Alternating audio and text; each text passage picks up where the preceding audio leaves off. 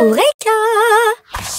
Et nous allons voir ensemble comment monter une cloison en plaque de plâtre, qu'on utilise souvent pour délimiter les pièces en construction ou en rénovation.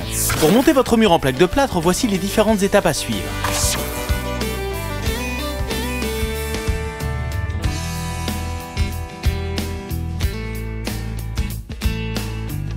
Commençons par les outils.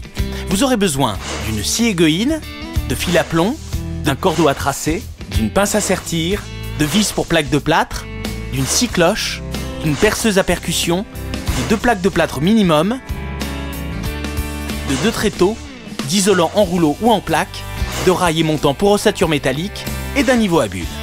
Attention, avant de vous lancer dans la pose de l'ossature verticale, vérifiez que le sol est bien plan. Au besoin, faites un ragréage. Ce serait dommage de monter une cloison bancale. Étape 1. Déterminez l'emplacement de la cloison.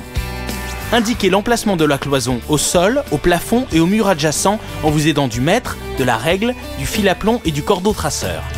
Vérifiez bien l'alignement. Marquez également l'emplacement de l'ouverture. Indiquez par des croix au sol le côté où sera posée l'ossature métallique. Cette marque permet de se repérer dans l'espace et de ne pas se tromper au niveau du plafond. Étape 2.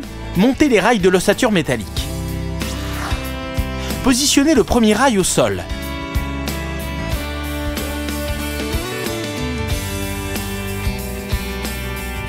Percez et chevillez tous les 50 cm environ, puis fixez le rail avec des vis.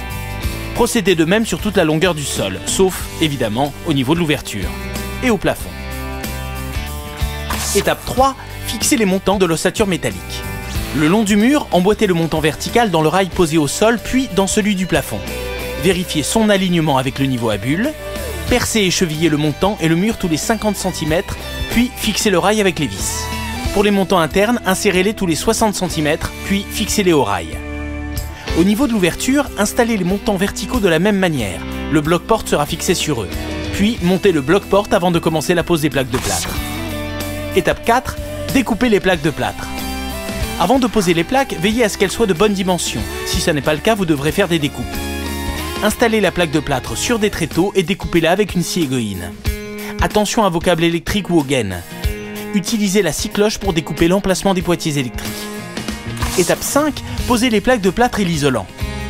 Pour que la pose des plaques sur la première face de la cloison soit plus simple, commencez par un angle. Placez 1 ou 2 cales de 1 cm d'épaisseur au sol le long de l'ossature. Positionnez la plaque côté blanc vers vous en la faisant reposer sur des cales. Vissez la plaque à l'aide des vis spéciales tous les 30 cm et à 1 cm des bords. Veillez à ne pas faire dépasser la vis ni à trop l'enfoncer. Et ainsi de suite sur toute la largeur de la cloison, mais sur un côté seulement. Recoupez si besoin les plaques à dimension. Il ne vous reste plus qu'à faire les joints entre les plaques et à boucher les trous de vis. Vous savez tout.